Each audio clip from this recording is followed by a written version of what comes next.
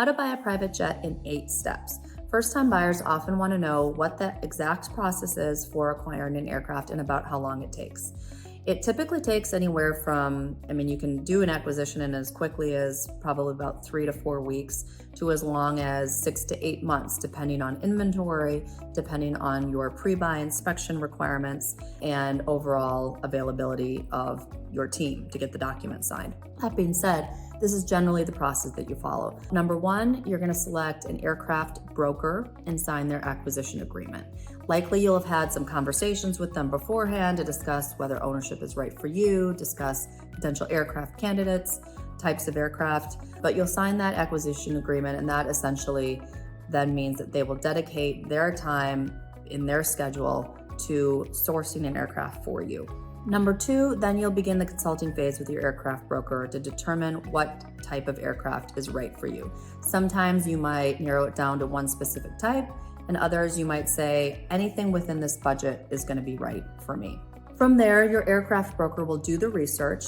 They'll identify certain tail numbers that are right for you and are high quality aircraft, meaning they've done a little bit of research on the records, they've met with the broker, they understand the history of the plane, whether there's damage history, then they'll present it to you.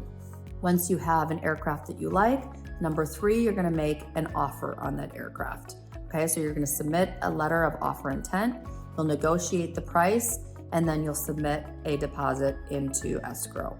Number four, you'll go see the plane. Now, sometimes you can go see the plane before we make an offer. Today, the market is such that we typically make an offer and then go see the plane, only because then you can secure the plane. You know that the plane is yours for the taking, should you choose, before you have time to coordinate everybody going out to see the plane. So you go see the plane, your broker will review the records, and the buyer, if the buyer wants to come, will look at the plane and decide if they like it. Number five, you'll get the plane under contract. This aircraft purchase and sale agreement is the guiding document for the transaction.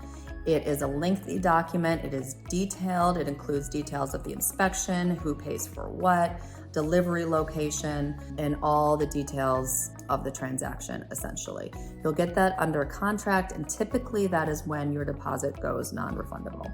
Number six, you will complete the pre-buy inspection, whatever scope that may be and whatever you've determined in the aircraft purchase agreement.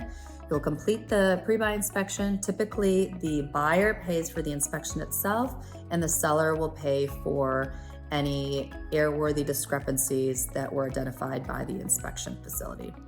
Number seven, you will conduct the test flight. That is typically a 90-minute flight at altitude with hired pilots, or typically the seller's pilots will be in control. You are allowed to have an additional SIC on board so that you can have your own set of eyes on the operations.